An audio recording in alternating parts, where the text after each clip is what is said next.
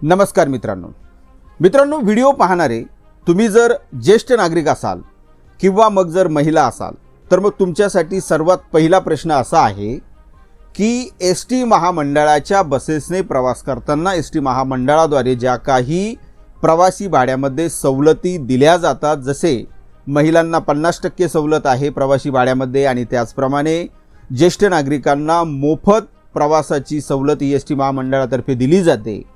मात्र मग त्या सवलतीचा लाभ घेण्यासाठी जे एनसीएमसी कार्ड अनिवार्य केलेले आहेत ते एनसीएमसी कार्ड तुम्ही काढले का? जर नसेल काढले अजूनही तर मग हा व्हिडिओ शेवटपर्यंत पहा।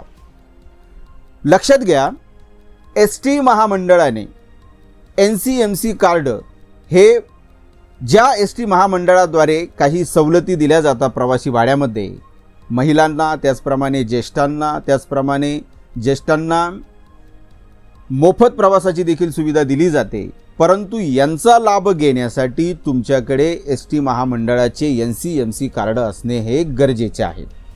मित्रांनो, 1 ऑगस्ट 2026 एनसीएमसी कार्ड काढण्याची शेवटची तारीख होती।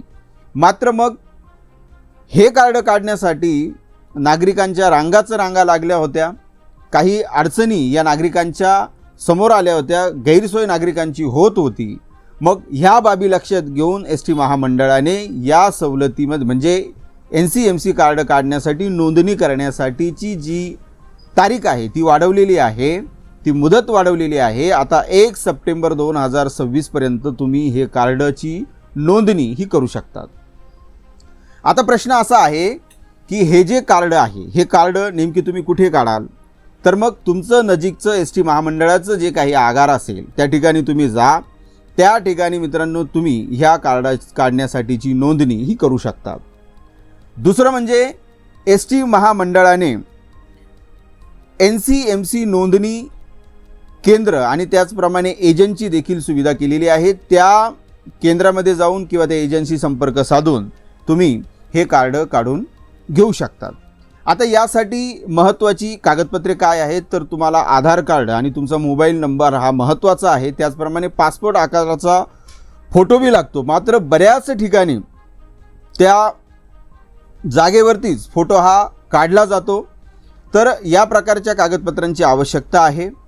आणि हे कार्ड नव्याने काढण्यासाठी 199 रुपये इतका साधारणतः माझ्या मताने खर्च इतका हा येतो। तुम्ही त्या ठिकाणी जाऊन चेक करा की नेमकी खर्च किती आहे। तर अशा पद्धतीने मित्रांनो अतिशय सोपी अशी प्रोसेस आहे। तुम्हाला जर एसटी महामंडळाच्या बसेसने प्रवास करत असताना जर एसटी महामंडळाच्या प्रवासी भाड्यामध्ये सवलतीचा जर लाभ घ्यायचा असेल तर मग नक्कीच हे एनसीएमसी कार्ड लवकरात लवकर काढून घ्या।